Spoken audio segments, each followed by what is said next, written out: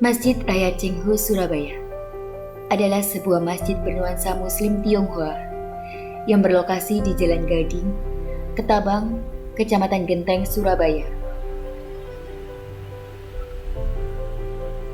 Atau berjarakan 1000 meter utara dari Gedung Balai Kota Surabaya. Masjid ini didirikan atas prakarsa para sesepuh, penasehat, pengurus PITI, dan pengurus Yayasan Haji Muhammad Cengho Indonesia Jawa Timur, serta dengan tokoh masyarakat Tionghoa di Surabaya. Pembangunan masjid ini diawali dengan peletakan batu pertama pada tanggal 15 Oktober 2001, bertepatan dengan Isra Mi'raj Nabi Muhammad SAW. Sedangkan pembangunannya baru dilaksanakan pada tanggal 10 Maret 2002. Masjid Muhammad Cengho diresmikan oleh Menteri Agama Republik Indonesia, Profesor Dr. Said Agil Husin Al-Munawar, MA. Masjid Cengho, atau juga dikenal dengan nama Masjid Muhammad Cengho Surabaya, ialah bangunan masjid yang menyerupai kelenteng, rumah ibadah umat Tridharma.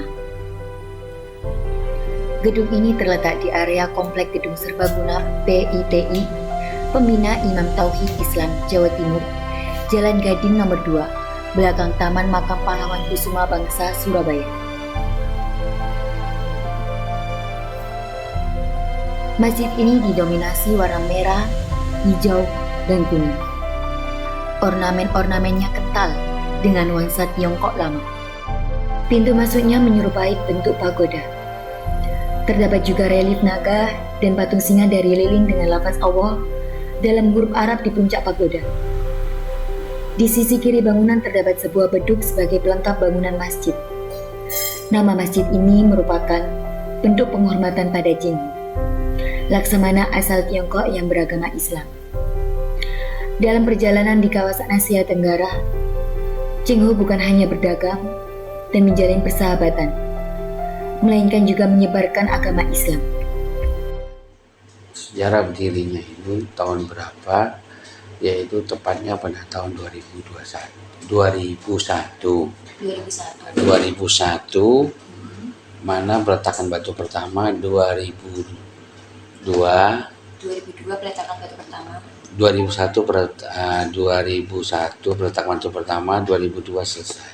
Oh gitu. Terus kenapa Bapak kok diberi nama Masjid Cengho? Kalau kita ngomong sejarah, memberikan penghargaan terhadap Laksamana Cengho. Beliau adalah seorang Baryawan yang adanya 600 tahun yang lalu pernah singgah ke Indonesia 7 kali. Nah, kalau kita ngomong sejarah ini sangat luar biasa. Memberikan penghargaan terhadap beliau. Kalau Laksamana itu sinten nih Bapak, maksudnya kan Laksamana Cengho itu seorang laksamana, seorang panglima. Jenderal Laut, namanya dibilang Laksamana. Oh begitu. Jadinya dibangunkan masjid ini. Iya. Penghargaan untuk apa?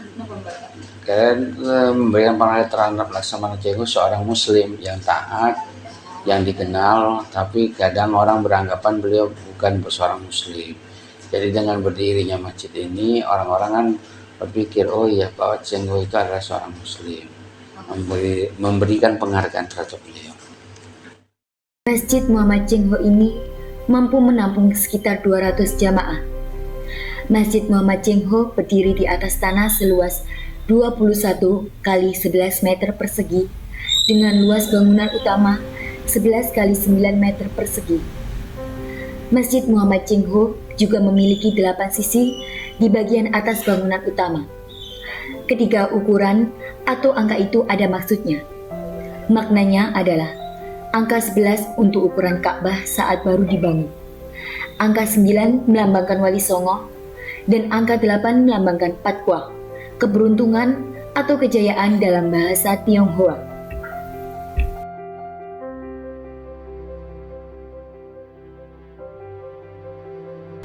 Perpaduan gaya Tiongkok dan Arab memang menjadi ciri khas masjid ini.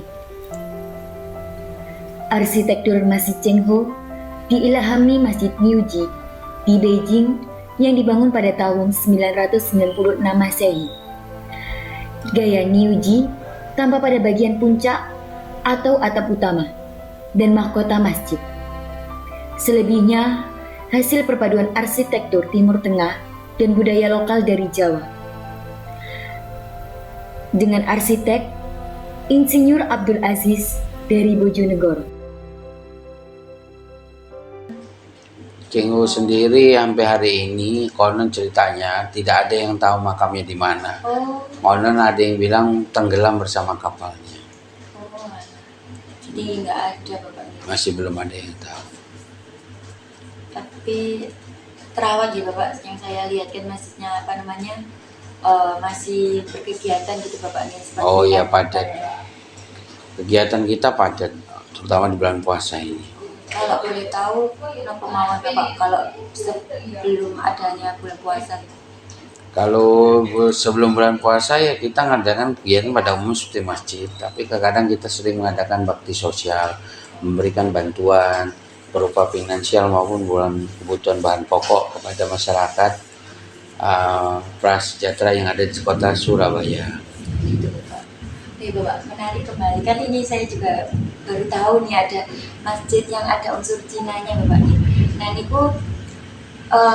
yang merawat itu ada kalangan Cina Indonesia atau pribumi bapak? Suku Tionghoa. Oh iya, seperti yang enggak. Kalau masjid ini yang ngurusin suku rata-rata suku Tionghoa. Jadi kebetulan memang kebanyakan suku Tionghoa Oh gitu bapak. pengurusnya, ketuanya. Terus apa kegiatan rutin selama bulan Ramadan bapak? Kegiatan rutin sama pada umumnya seperti masjid-masjid lain, ada sholat tarawih, tapi di sini ada bakti sosial, berbagi bantuan kepada fakir miskin duafa, khususnya warga sekitar Masjid Cengho, Kecamatan Geteng maupun di luar kecamatan. Bekerja sama beberapa perusahaan yang dibantu oleh donatur-donatur disalurkan oleh Cengho. Nah, saya kira kegiatan ini sangat membantu sekali untuk masyarakat prasejahtera. Berarti tidak hanya di agama bapak, tapi sosial juga ikut bapak? Ya, dari dulu, dari awal-awal sering Oh gitu. sosial kayak banjir Bojonegoro kita ya turun, dari kegiatan gempa Yogyakarta ya turun. Terus yang terakhir yang ini di Lumajang yang Semeru ya. Iya. Semeru yang itu juga turun, yang Malang sama Bromo itu Banyak bapak nih berarti itu kegiatan sosial. enggak, maksudnya orang-orangnya yang ikut takmir nopo kemas nopo itu bapak? Takmir, kita ada pemuda di pemuda organisasi namanya Pemuda Pitik. Oh, udah gitu.